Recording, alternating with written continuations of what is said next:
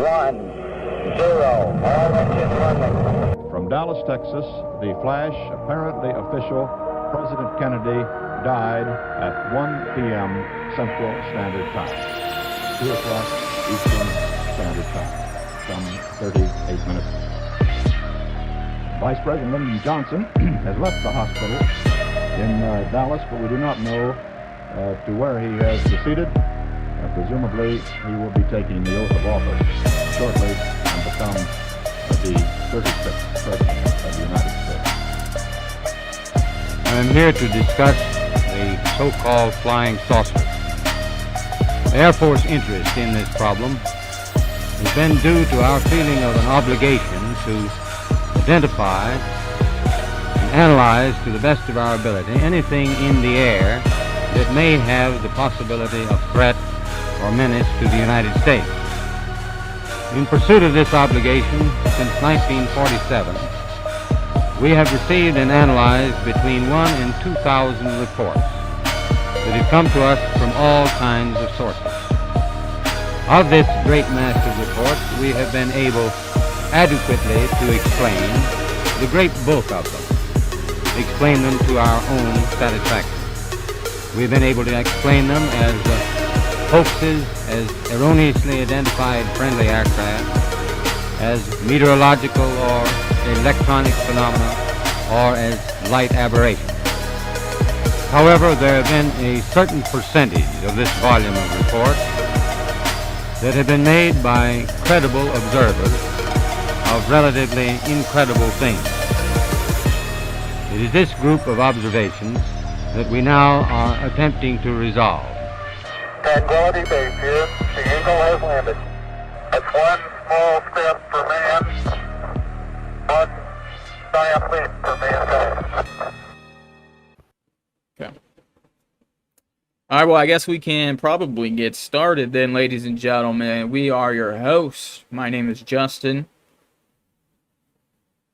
Not all at once, boys. You guys pick who's going to go next. My bad, man. I'm Ben. And I'm Jim. All right, and we are the Esoteric Roundtable. I think that was a pretty good intro. We should save that and use it every single time. That specifically. Today, we got some stuff to talk about. If you can't tell by our little slide here, it's going to be Thoth, man. You guys heard anything about Thoth? I have never heard anything about Thoth other than what you've let me know. What about you, Jim? Like spaghetti Thoth, but spaghetti Thoth, really good. Love spaghetti good Thoth. stuff. Mike Tyson's favorite. He loved it. So basically, Thoth is an Egyptian god of like knowledge of all things. That was kind of his deal. He was the bringer of knowledge of sorts, right? And now, if you think of Hermes from the Greeks, you know, he was kind of the same thing. He was the traveler. He was basically what happened with Hermes is he invented the lyre, and when he, like a little stringed instrument, you know, from the East, and when he played that, I don't remember which one of the gods, I'm not super read up, but one of the gods like heard it and was stoked on it. He's like, that sounds great. So he gave him the staff. It's the staff that you see him with that has the snakes on it, right? And he can travel between realms. So basically, he was one of the only gods, if not the only god, that can travel between all the realms. So they credited him with all the knowledge, because essentially, like, if one god wanted to talk to each other, they would have to give him the message to bring along. So he kind of gathered all the knowledge that way. So when you put these two gods together, because they're essentially the same thing, they turn into Hermes Trismegistus. Is how I'm hoping that it is pronounced. That is how I am going to pronounce it. Now let's see. Hermes Trismegistus. That is what I'm trying to think exactly the time that they put these boys together. There was a certain period in time, and it's going to slip my mind now. There's so many little periods and time, you know what I'm saying, all the specific names and blah blah blah, and I'm just a small boy from the present who doesn't know much, you know what I mean? But you know, sometime in the past, that's what we gonna say. Way back when they done put all this together, and they called him Hermes Trismegistus. So I was reading into that because of topics like alchemy, stuff like that. It's a little interesting to me. And Thoth has 13 emerald tablets, two more supplemental tablets anyways. And of those original tablets, he has some stuff on alchemy, on medicine, on math, on just any bit of knowledge like that. And in my adventures of looking into Thoth, I discovered some pretty cool Atlantis stuff. Now, everybody loves Atlantis, am I right, boys? Gotta love Atlantis. You gotta love Atlantis, dude. I mean, I feel like when I think of Atlantis personally, I feel like that was like the best of the best of the last run of humans. You know what I'm saying? That was the end of the last attempt at humanity. And, according to the stories, they fell to the same shit that we're falling to, Nope. And eventually the stories start feeling a little similar whenever they talk about the end of Atlantis, which is a little spooky scary. But apparently they figured some things out a little bit better than us, if you want to say better. Like, they were more like nature connected, more spiritual. This run of humanity has been really material based, it feels, right? We kind of separated ourselves from spirituality and things like that, especially these days. And maybe that's just how our end is going to be, or maybe there's just another triumphant great awakening, how people call this the Great Awakening. Who knows? But with Atlantis, I was reading about this guy. I picked up this book. It is called Our Story of Atlantis, written down for the Hermetic Brotherhood. So I was reading this at first. I was going to do an episode on this. An interesting thing, the Hermetic Brotherhood is that's Hermes. That's Hermes Trismegistus. Those are all of his writings, right? Yeah. So that's what the Hermetic Brotherhood are the people who, they're kind of like an esoteric sect. You could call them a hidden society if you want. They're kind of in that category. In my opinion, I feel like they're kind of like on the good guy side of hidden society type thing. Could be wrong. I mean, if you're hiding what you're doing, there's some questions to be asked on why you're doing that. So I was reading on that, and that's another reason that the Thoth stuff connected so well with me. It's because when I was looking into that, the first tablet is called The History of Thoth the Atlantean.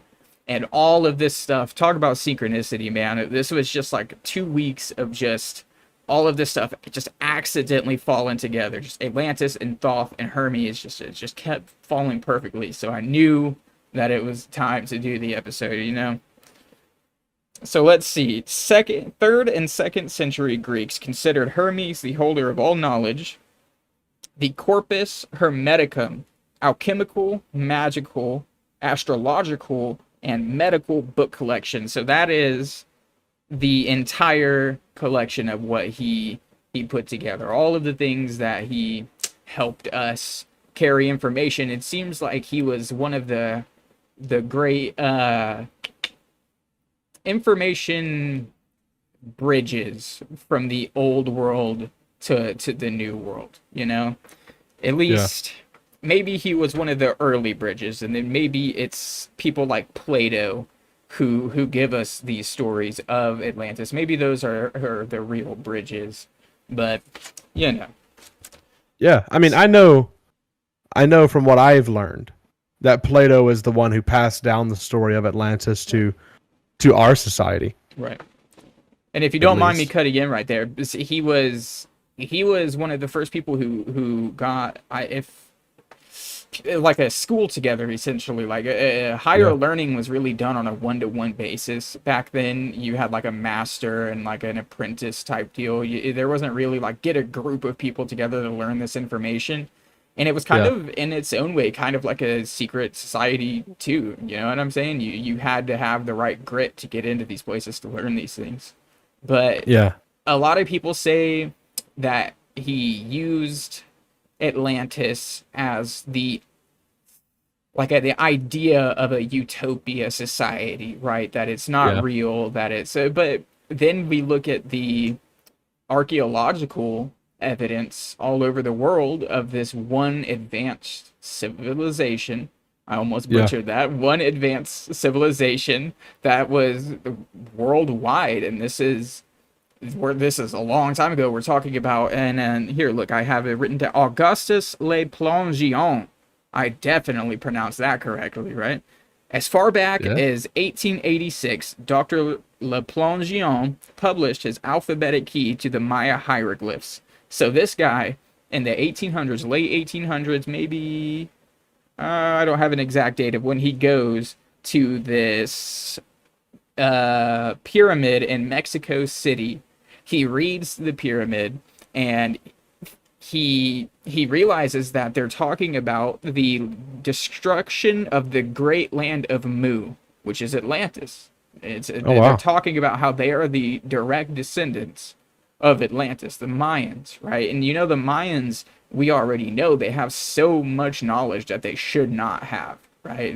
Yeah. There's just so much astrological knowledge, and of course, Yeah. towards I know the they had end, things got a little crazy, but what were I you know the saying? Mayans themselves had a very advanced calendar from what historians Yeah, can gather. right, Like, right. especially based on the moon and sun cycle. Right, As well. and now obviously you get to these days where the world was supposed to end 15 times according to their calendar, and everyone's Yeah. a little confused on that. Yeah. So, aside from that, it's pretty Yeah. accurate. Aside Yeah. astrologically, it was seemed to be correct. Now Right, their right. calendar ended, and that's where people, Right. theorized the end of the world. So, Atlantis was supposed to be 9,000 years before Plato.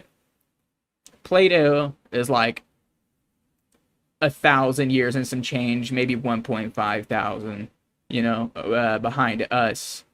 So we're thinking like 10 to 11,000 ish, whatever, right? And if you think about people like Graham Hancock and Matthew LaCroix, they talk about the Younger Dryas period, which was like in the range of 12,000 years ago, which was like a mini ice age, right? That's a cataclysm. That is a cataclysm that could potentially bring something down. And maybe something happened to Atlantis and caused a cataclysm, or maybe the cataclysm happened and caused Atlantis to fall, chicken or the egg type deal. But yeah, I just think they're definitely both correlated, and everything we keep finding that it's around the same time so far. So it's kind of rhyming with me. What do you guys think? Do I sound like a tinfoil hat wearer? I mean, I think it's credible. I'll go ahead and let Jim talk since he hasn't spoke yet. Oh, that's okay. No, I think it's completely credible. I just don't.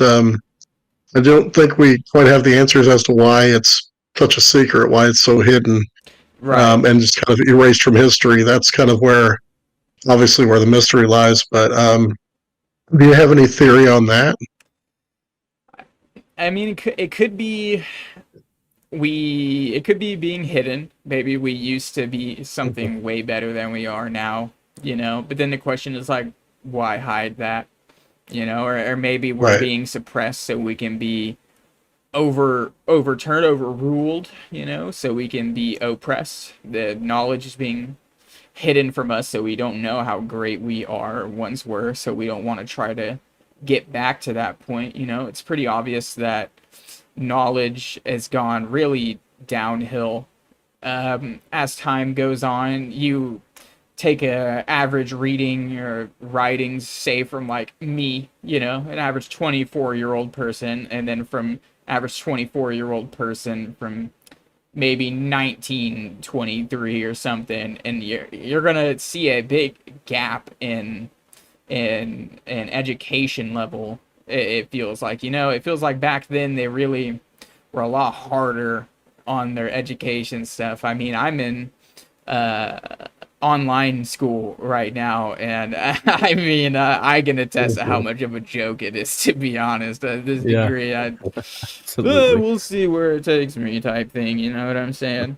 But anyways, What do you think about that? Do you think it's that it's being suppressed so we can be oppressed, or do you think it's just nobody actually knows? They're even the quote unquote elite, the power elite, whatever they may be, even they're like it's up in the air to them. Yeah, I think it's the latter, personally. And the main reason being is because that what would be the reasoning behind them keeping that a secret from us? I mean, Right. as far as a hidden city, Aside they were from advanced. them having all the technology and spiritual knowledge and things like that to be able to Yeah. use it to rule over a small, docile, dumb class. Yeah, So- exactly. And one thing I thought about too while you were talking about this too is talking about when Plato was alive. So this was, about, you said around 1500 to maybe close to 2000 years before us. And then you said it was 9,000 years before that. My first thought goes to, did they exist during the time of the flood? Or the theorized flood, the story of the flood. Could this be the theological flood, the biblical flood? Is that That's the first thing I thought. I don't know if there's any merit to that. Atlantis. Ben, you're going to be the person to ask about this. Babylon and stuff like that. Well, no, Yeah. I guess that's a silly question. Never mind, because we kind of know where that stuff is, right? We know where Babylon was. We know where. Yeah. I mean, so, that's going to be around the Middle East area. yeah, Babylon that's area Middle would Eastern. be. Yeah, I guess It's near Jerusalem. I'm confusing. I guess I'm kind of reaching as opposed to logically thinking on that one. So the Thoth tablets, man. Do you guys ready for me to get into that? The Thoth. So I Yes. wrote a good Let's bit get into it. on the first tablet. I would really like to go farther. If this episode does good and people are interested and would like to hear me do more tablets, I would love to. There's a lot in it, and it in itself is a pretty decent size, but breaking it down and analyzing what you're reading, it kind of takes a lot, because there is some heavy stuff in this, to be completely honest, and some of it seems a little familiar. Excuse me, and you guys will see what I mean by that. So I'm going to be going a little bit kind of off my notes on this one, and I apologize to anyone that doesn't like that. Kiss my ass. So basically, Thoth starts off by saying he's about to pass into the Great Halls of Amenti. Now, the Great Halls of Amenti, I think we can all, kind of put together. That's where you go when you die, right? It will be that. I don't think it's necessarily like hell, because it seems to be where everybody, if not just the Atlanteans, went. And you'll see what I mean by that. Anyways.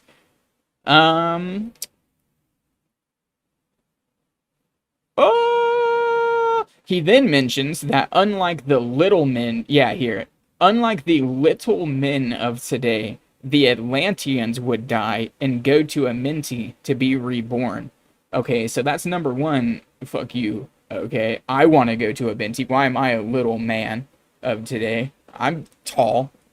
Oh, not really. I'm not even 6 foot, whatever.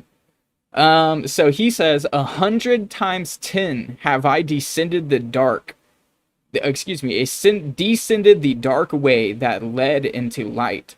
And as many times have I ascended from the darkness into the light. My strength and power renewed. So it seems like he gets to do this whole, die and come back thing, but keep his memories. Unlike what other religions think when you die. What's the word? Reincarnate. That's the word. Yeah, reincarnation, like Hinduism. Exactly. When you reincarnate, you don't keep your thoughts and memories. It's a spiritual level that you keep, right? So not the Atlanteans. It seems that they die and come back, and it's still them, right? Maybe different meat suit, but they still got the same up here, right? So that's kind of what I get. Yeah, shit. Then he also says, so he also says to the people of Kim, this is Egypt, by the way. It's Khem, Kim, that's what he called it. That's what it was called widespread back then, I believe. Betray not my secrets to the men of the north or the men of the south, lest my curse fall upon ye.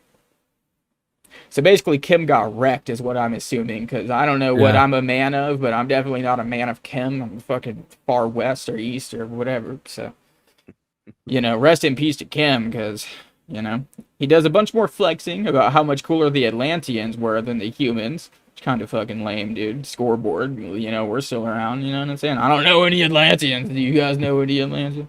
Never That's met all one I'm of those.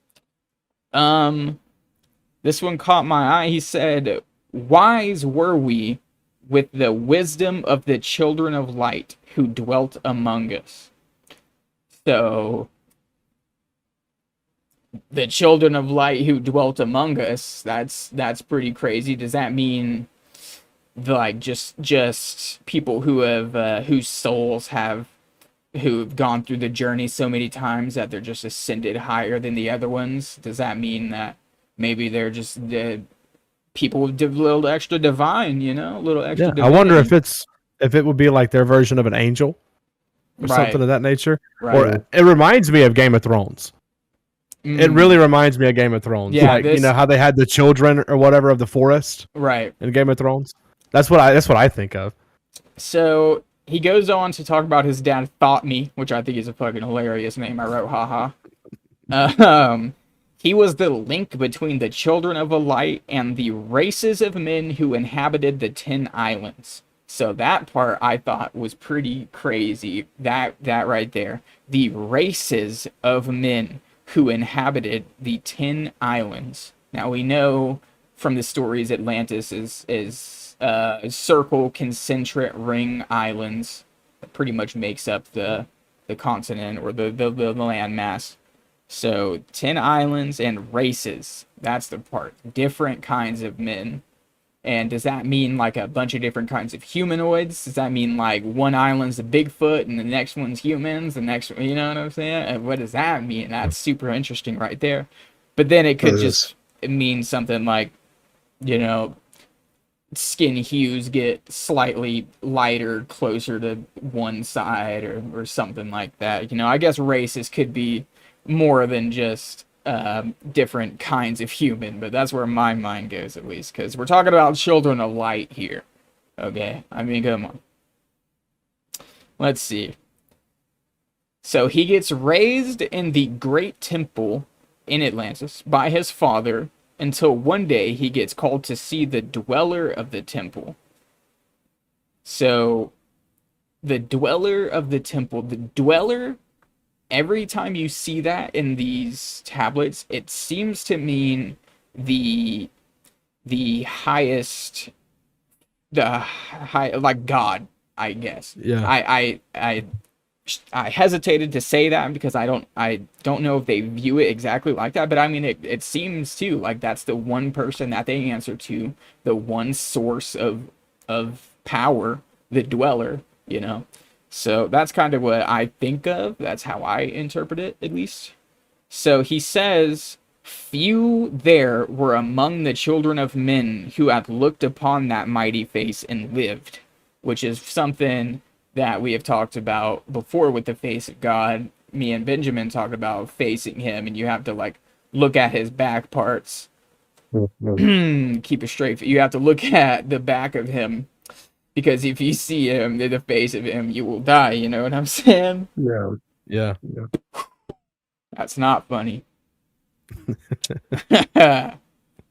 It's kind of funny. Oh, which I did right, which reminds me of Ben's conversation about seeing God from behind. Yeah, so I did right. I even wrote that. You know what I'm saying? I forgot. So since he is the chosen one, he spends more time learning in the great temple until his big day, his adoption day, if you will. He gets to speak to the lords of life and the lords of death to escape the halls of Amenti. So that's what it was. He spent a lifetime. This is how I interpret it. Again, these tablets, it's a little, it's a little hard to interpret. What I interpret it as he spent a lifetime gaining and seeking incredible knowledge with his father. And then when he died, he went to the halls of Amenti and was reborn in like a certain place so he can use that information that he gained. and it because he went and he did like a journey in Amenti. He went to the Lords of Death and the Lords of Life, which that in itself is pretty crazy, a pretty crazy statement. And he went and had a conversation with them because he wanted, it seemed like he wanted to incarnate in a specific way, you know, and I'm not sure if that's just something that he always have to do. He convinced them to give him a physical earth life. Far to the stars I journeyed until space and time became as naught. So basically what he's saying is that through all of this time, I'm not sure if he just lives an extra long time, like how they were saying different kinds of men and he lived among them and stuff. So I'm not sure if he's still in his like Atlantean body where they live extra long because they're a better race, or even if he just means throughout all of his incarnations. He's saying that he keeps seeing people like come back not of the same spirit of when they left, right? So how I keep saying that the Atlanteans, they die, their spirit goes to Amenti, and they come back still themselves, and they're their high form, their high spirit thing, high vibrational spirit. And he said the spirits that are starting to be born back in from Amenti are starting to be lower and lower and lower form, right? And they're getting like more malicious and less educated and stuff like that. And it kind of just sounds like a boomer, like, oh, these damn kids and their Atlantean Xbox and their damn freaking Yeah. Atlantis. Yeah, That's got Atlantean iPad. So, you know, either, but like I said earlier, towards the end of Atlantis, the stories that we do here is they start getting weird. They start making crazy hybrids with shit. They start going away from the dwellers' plans and stuff like that. And, you know, and that in the story is what leads to the collapse. So in essence, they kind of abandoned their roots. Essentially, their belief system. What made them so great, they fell away from it, and I think that's why they ended up falling, right? Because they were like we've been saying, known to be the apex of, I guess, humanity, if you want to call it that, the apex of this life on Earth, and even they, when giving so much free will, you know, they bit the bullet, you know. So, or honestly, man, I mean, if I can kind of deviate a little bit, this reminds me, what we see now is an advance in technology. We know that Atlantis was extremely advanced in technology from what we hear of it anyways. Right. They were highly advanced. Do you think it could be something that we're seeing like now with AI? You know, machine learning, we're seeing these programs and technology advancing to a point to where it seems almost impossible. Like you can have a program that learns how to store information and then learn from that and change its actions. With, like the two AIs that were talking to each other and decided to do it in a different language so they could be more efficient, and then they had to shut it down because they're like, what the fuck? We're not going to let these two dudes talk to each other without us knowing.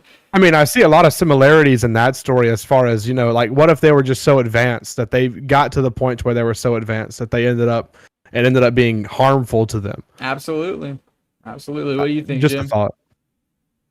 I was going to say before we got too far off topic, is that it sounds like the more I learn about the Atlanteans from you, I knew very little coming into this.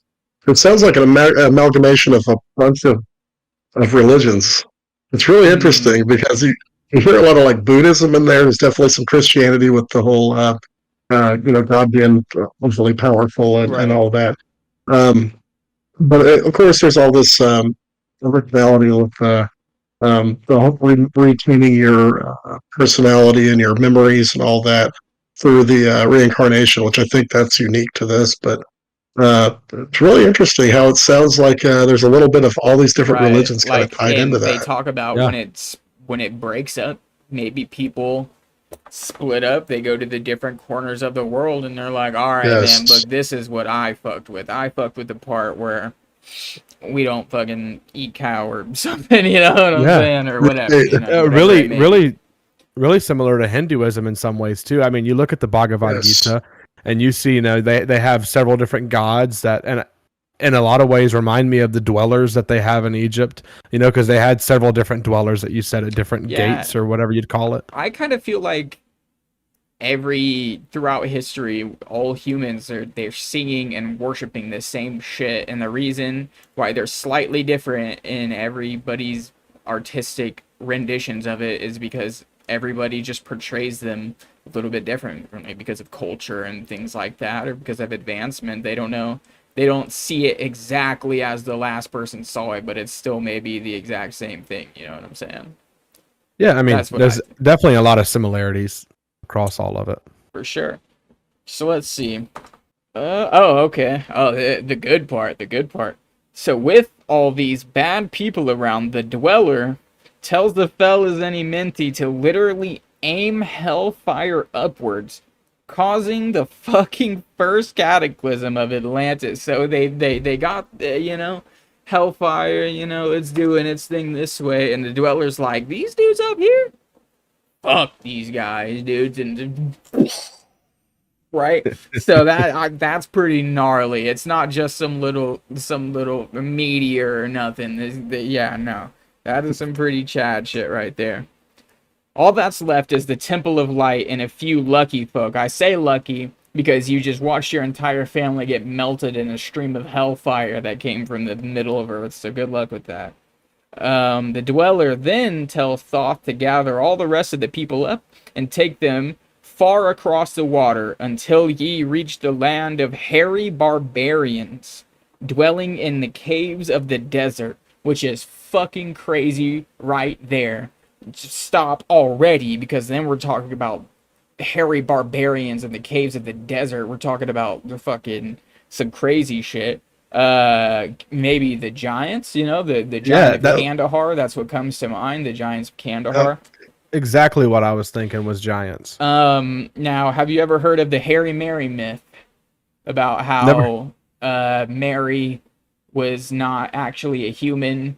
Excuse me for this, but she was a different form, and that's why she was used to create the Messiah, and she was actually a hairy humanoid, large hairy humanoid figure, and the big hairy barbarians. That's kind of what comes to mind. I don't know the full story, but I have just heard it, the Hairy Mary theory. You know what I'm saying? What do you got on that, Ben? You pulling anything up on that? Not the Hairy Mary man. That reminds me of something I watched recently. I was on History Channel watching this series called The Unexplained. I was telling Jim about it before this. At like 2 a.m. last week, several different clips they had on YouTube, and there was one where they talked about this very hairy person that lived outside of the city, and I cannot for the life of me remember what culture it said. I may have to circle back to this because I'm trying to see if I can find it real quick, but it reminded me of this very hairy, large people. All right, well, I'll continue on, and when you can pull it up, we'll go to it. I'll circle back. So, as soon as they get off of this boat, as soon as they all get on this boat, the last temple of Atlantis sinks into the depths of the ocean. So, it was kind of like the Dweller letting everybody get on the Great Ark, if you will. And they get on, and then all of the rest of the old world, they just get to watch it sink and to be probably never seen again. As long as it's been now, who knows if we will actually ever find Atlantis, and if we do, if people like me and you will ever get to know about that, So they pull up to Kim, right? All the people of Kim come running out with spears and shit, and Thoth raised his staff, directed a ray of vibration, and stopped them. Okay. Raised his staff, directed a ray of vibration, and stopped them in their tracks. He tells them to run down, that they're from Atlantis, and does like a magic fucking card show, basically. I mean, as if you're stopping them in the middle of their tracks with a vibration. That wasn't enough. I guess they need a little bit more. So he does this whole like magic show in front of these guys, and basically they just fall to his feet because they're like, this guy's a god, right? Obviously, and that's why they start worshiping Thoth, basically, right? As you can tell by how much they worship Thoth, I should say. That sounds a Let's lot see like these. Moses Right, that does actually. with the staff, yeah. Right. And he was really tied to Egyptian culture through the Bible. Okay. So I in my notes I was like, and that's when he said something very interesting, and then I just continue on with my notes like I you know, I guess the world may never know. Oh, okay, the pyramids. This is what's interesting. So he gets to Kim, and people start worshiping him, right? So, hell, gentlemen, hell. I guess not even so much hell, but a menti. But I guess the afterlife, the place we go after this. You wouldn't think of it as being in the center of the earth anymore, right? I think most people don't really think of that. Well, according to Thoth, that's right where the fuck it is. Because what he does is blast a huge hole in the ground all the way down to the gates of Amenti, just so he doesn't have to wait until he dies every time to go down there and talk to everybody. He's like, I just kind of want to go. So he blasts a hole all the way down, and what does he put on top of these? Pyramids. And that's why the pyramids are where they are in the story of Thoth. So that's what they're hiding under there, boys. All the way to the gates of hell. Wow. And he does this, erects a pyramid on top of the hole with a portal. You know, there's a portal in the pyramid. No big deal. So I guess that's what he uses to get down there. He doesn't just free fall down the hole. Which then again, why are you going to knock a big hole in the ground if you're just going to have a portal anyways, Thoth? That's kind of a dick move, you know what I'm saying? He just kind of felt like digging a hole. They're like, Sir Thoth, why did you knock a huge hole where the cows used to rest? Thoth's like, shut up! Shut up! It doesn't matter. Doesn't matter. We needed the hole. We need a fucking hole. You're going down the hole. You know what? Throw Cassius down the hole. Throw Cassius down the hole right now. And how, let's see here. He also mentions the layout of the pyramids and how he put a crystal sending the rays into time and space. Okay, so basically there is a big crystal in the middle of the pyramid that powered the portal and all the healing chambers, because all the empty chambers in the pyramids, according to Thoth, were like healing chambers. They all had kind of their different things. Some were healing chambers, some were supposed to be like spiritual things where you go and like astral project and shit, which is pretty cool. The very last line of tablet 1, I thought this was pretty cool. Now before me opens the portal, go I down into the darkness of night. So that was the last thing he said before he basically was like, hey, I'm giving you all the knowledge of Atlantis. I'm giving you all the knowledge of everything that you need. And I'm fucking out of here, basically, is what he's saying. And what it seems like he's like, you know, keep my pyramid, you know, in good shape for when I come back. Which, I don't know if we have done that. So, Thoth is going to be pretty mad, you know, when he comes back. If he hasn't come back already. Maybe Thoth is like Joe Biden or something, you know what I'm saying? You think Thoth is Joe Biden, Ben? I do not think Thoth is Joe Biden, but I won't close the door to that possibility. Yeah, man. All right. I mean, I still have a little bit more, but it's all pretty much just scattered notes from there. So what do you guys think? What do you guys think so far of my scattered story here? You know, from what I can gather, I see a lot of similarities, obviously, to different religious cultures. I find it to be very familiar on several accounts.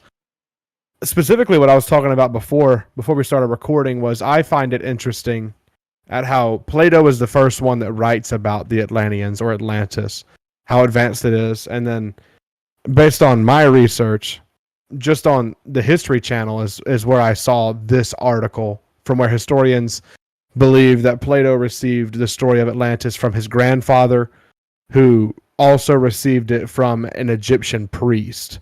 So it really ties in Thoth and the Atlanteans into why, Plato's grandfather would have heard about Atlantis in the first place. If Thoth was writing about Atlantis and how great the Atlanteans are. Yeah, absolutely. And then it was passed on through the years. So it really kind of has some credibility that how it would be tied in from the Egyptian culture. Because, I mean, realistically, Thoth would have been the first one that would have written about Atlantis, not Plato. But Plato was the first one, I guess. Absolutely, and there is a 9,000-year gap there. So it seems like what happened was Thoth went to Egypt, and when he was nearing the end of this material life, whether it be longer than ours or not, whenever it was coming to an end, he erected that great bunch of pyramids, and he's like, all right, guys, here's my respawn point. Like Jim said, I like that. And then here's my respawn point. Here's all this information, Good luck. Don't do what we did. Peace out.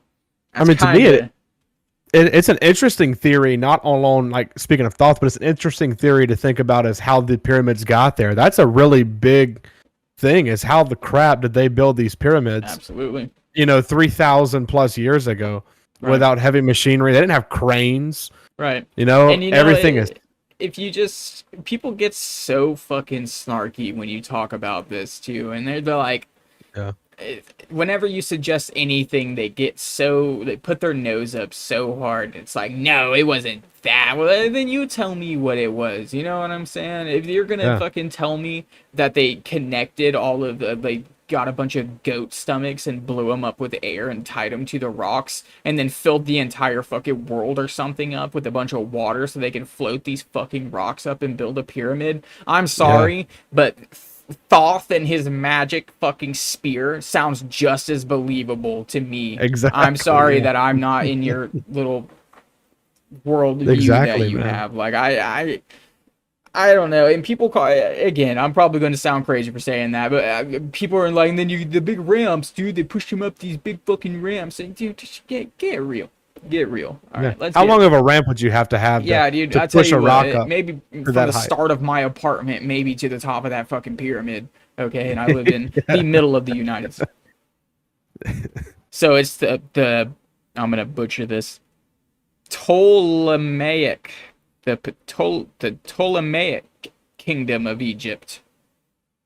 That's when they noticed the equivalence of Hermes and Thoth, and that's when they put them together as the Hermes Trismegistus. I did find that, and now I also found the Quaron. Now, which I saw this, and then when I looked into it more, I couldn't see much more into it, so I'm not 100% sure if this is true, but I kind of see it, so maybe. It says the Quaron talks about a prophet named Idris, who pretty much seems to be the equal to Thoth and Hermes, but the Muslims identify it also with Enoch. They identify Idris with Enoch, which kind of makes me... What did I press here? How is Idris spelled? It is Idris. Okay. Idris, maybe? My bad. I pressed something on my keyboard. I was hoping I didn't stop recording. Then the thing about Enoch is Enoch was able to go to a different realm and then come back as well. The transcending realms things, that's not given to a lot of people. I mean... Yeah. The only thing I'd ever heard of as far as Hermes and transcending realms would have been Percy Jackson. Yeah, and no, I mean that's where I got into it when I was a kid. That's the first thing I thought about when you talked about Hermes. I was like, man, that's the lightning thief, Percy Jackson. For sure. But has nothing to do with what we're talking about now. But that's what absolutely not. I guess it does kind of tie into it. If Hermes is similar to, Thoth. Absolutely. That's what my mind went to. It took me a while to kind of focus back in on it because I was thinking about the lightning thieves. But for me, it's really interesting stuff, and thinking about how, obviously, like, other than the prophet Idris, I mean, in Muslim culture, a really big one's the prophet Muhammad, and that really ties together to me. Like, I mean, you have this one rock in somewhere in the Middle East that they build this massive temple around the Black Rock, I think is what they call it. Right. And like millions of people go there and worship every year. Right. And then you have these Egyptian pyramids. I mean, I don't know. There's some correlation to me there. You have all these really sacred places across the world. Right. The pyramids were so intricate in their architecture to where how you say, I really don't know how you'd explain how they built it other than maybe something magical like Thoth making a portal and putting them there for that reason. And I'm just talking out loud here because I really don't know how to piece it together. It's weird. Exactly. It's like there's definitely some knowledge of the past that we're missing out on. They used to be able to the power came more from like that God particle. Yeah. And less from what humanity can make to generate power. It's more of like the free floating energy that's going around. Does that mean necessarily that it was a magic thing, or a religious or some type of god type thing? Maybe if we want to think of it as more in a logical way, maybe they just knew how to harness sound and they were able to use sound frequencies better back then, or some sort of something like that. But there's definitely something that we're missing, right? This big hairy man that I was talking about earlier. Oh yeah, we can circle back to that for sure. Trying to figure out, I don't think this is the same one, but Pangu is the word I'm thinking of. This is a Chinese mythology creature, some big hairy man. And I think, in a way, they considered it to be a holy beast. But I don't remember how it tied into what I was talking about. You mentioned a big hairy man or hairy creatures that lived in caves outside of... Yeah, well, that's where the dweller told them to go. But I brought up the Harry Mary story.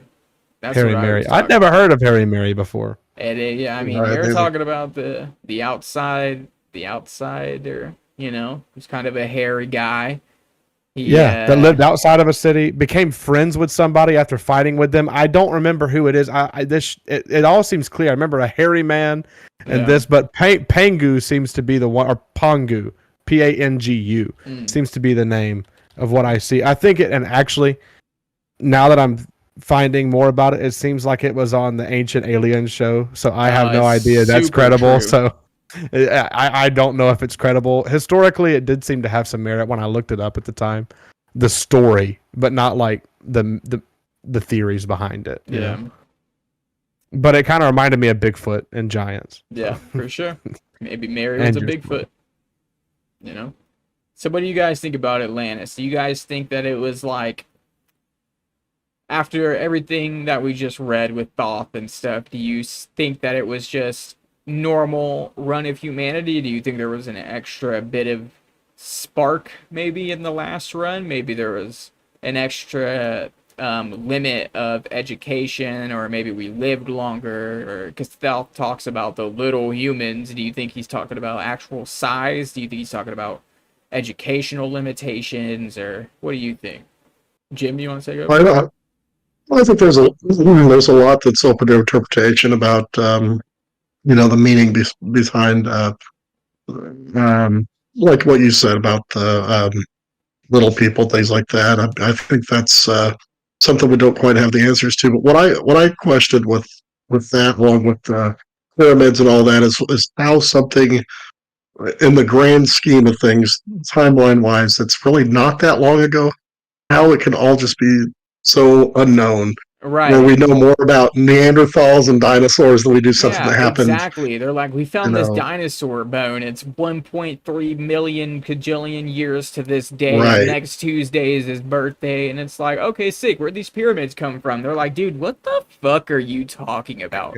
You dumb bastard. Slaves built these pyramids, idiot. It's like, it really doesn't seem like that. Another thing about, since we're talking on the topic of Egypt and stuff like that, is the Sphinx. The Sphinx is weird, man. It's got the water damage on it, and the water damage, I mean, it looks like from like a flood or rain or something like that. Yeah, there hasn't been in the middle of a desert. Exactly, and it's been what, like 30,000 years or some shit since that would have been, or maybe even 100,000 whatever years, but since that would have been a tropical place, you know what I'm saying? I don't think Yeah. it would have been that. I think it was more in the 10, somewhere in the tens of thousands of years ago. It would have been a tropical place. So that completely annihilates it was built at the same time as the pyramids thing, because like we weren't even supposed to be, Yeah. we were still supposed to be picking fleas off each other back then, if anything, you know? That kind of goes back, man, to what we were talking about before the podcast, how you said that it had water damage on the nose of the Sphinx.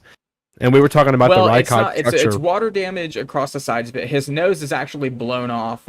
People say Yeah, it's by Napoleon. some other the water new erosion, Napoleon movie says it's Napoleon, but there's actually like sketches of the Sphinx from before Napoleon was ever born, and it still didn't have its nose. So we don't really know what happens to its nose. But as far as what you were talking about, how, you know, it's in the middle of the desert, it has erosion damage. Mm-hmm. And we were talking about the Rykod structure, which is where some people theorize that, you know, Atlantis could have been. Right. Because it's in the middle of the Sahara Desert. It was discovered via satellite. And it has salt structures on the inside of it. And they found mollusks and clams like fossilized in that structure. Damn. And it's in the middle of a desert. Yep. And it has concentric circles like Atlantis would have had, Mm. you know, where they theorized there were 6 cities within one city. It's interesting to me. I know you had a little bit of discrepancy with the geographical location of it. Yeah, because the only thing is the book I read, or I was reading on, again, our Story of Atlantis, written down for the Hermetic Brotherhood. Let's see. Yeah. And a lot of my intel comes from Jimmy Corsetti, who was on the Joe Rogan podcast. Oh, right. And that's where I had heard a lot of it at first. So that's all I really know. I haven't done a ton of research on the Rykod structure, but it was interesting. Let's see. This guy says Atlantis. Now, this guy, by that, I mean Augustus Le Pongion. Atlantis was a continent larger than Asia and Africa put together, and that its western extremity were islands. Were islands which afforded easy passage to a large continent lying still beyond this last mentioned continent. So he's saying that it is South America. So basically, it's in between Africa and South America is essentially what he is getting at. Now, I guess like that would be geographically correct as to where the Rykod structure is. I guess you're right. I guess I was reading it wrong. I was going off of memory when we were talking about it earlier. But yeah, from the sounds of this, I think you might be absolutely right, Ben. Yeah, because can you pull up the map of where there's, if you look up map of Atlantis and then you look up the Rykod structure. It would mess up the whole. It would mess it up. Thing. Okay, I didn't know if you could pull it up on there. Yeah. But the Rykod structure in general, they're claiming that based on where that map was drawn, you know, the ocean could have, you know, receded from there and exposed what is now the Sahara Desert. I mean, to me, that's really interesting. I mean, what other landmass do you know of that's that massive, that has concentric circles with salt structures inside of it? I think that's a very valid theory.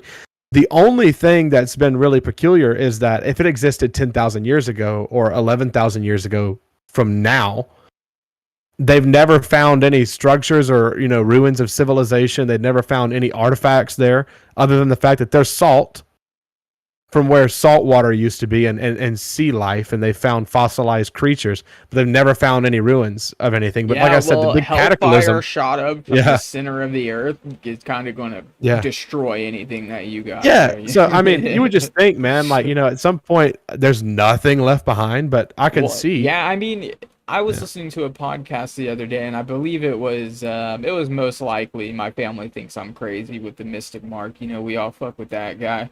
Yeah. I think somebody was talking about how information, we think about like, oh, there's no information left, there's no nothing, and then we think about like how we store information, and even with books and everything like that, how fragile that is. But now, especially with things like the internet, with everything is going to be digital and everything like that, and we end up breaking all these computers into a billion little particles, and they just turn into dust, and every bit of our knowledge, and information is gone with it. We don't have stone written tablets of last week's YouTube video. You know what I'm saying? That's Yeah. why I survived 10 billion years. We have this ones and zeros, and when we lose these ones and zeros, everything like that is just gone. We have pretty much nothing left, especially going forward from now, you know? Maybe our cataclysm will be what Y2K was supposed to be. Yeah, no, You know? I would die if the Wi-Fi goes. I'm fucked. That's what I'm saying. But maybe our cataclysm, our Atlantean experience, will be if Y2K ever actually does take place at some point. You know, Yeah, for sure. Yeah. It's A massive EMP attack. 2025. Yeah, Y2025. That's what we're going on. We're But banking still, on I mean, you can think about it, man. If technology goes, bro, we're in a lot of ways. I mean, very mean, rapidly having to go back to a pre-technological time frame. That'd be very Absolutely. difficult for a lot of people. our whole infrastructure would just crumble around us. I wouldn't have a job. Exactly. It's been his all online job. He would be Yeah. fucked. I mean, my job relies heavily on computer systems, stuff like that. Jim's job relies heavily on computer systems. Jim drives around, you know. Well, I'm sure he knows his way how to go now. I guess people do use maps. You don't absolutely need GPS to get around. I'm still, Go back to the Atlas. if I don't have my GPS, I don't think I'll make it to my fucking kitchen, let alone anywhere else. I probably wouldn't make it to work. I've driven there for months now. I'd be like, I'm sorry, boss, I don't have my GPS. We're gonna have Yeah, to call you it know. a day. It was nice working there. Have to bust out our compasses and cardinal directions and a Pioneers road used to atlas. ride these baby for miles. You can't even print out directions on MapQuest if that goes down. man. You Oh, can't even- come on. But do you think Can't the even go back. Atlanteans had like MapQuest and GPS? Do you think they were that kind of intelligent? Do you think they had like TVs and cell phones and No, I definitely believe they had a. Personally, I mean, especially just from what we see from the ancient Greeks, man, they had such a good understanding of astrology. Where did they learn that? You know, Mhm. where did they learn that? Like, I would assume that they had a really good understanding. The Atlanteans and the Egyptians had a good understanding of astrology. And speaking on that, man, you're talking about GPS as a navigation. This is a little unrelated, but it is related.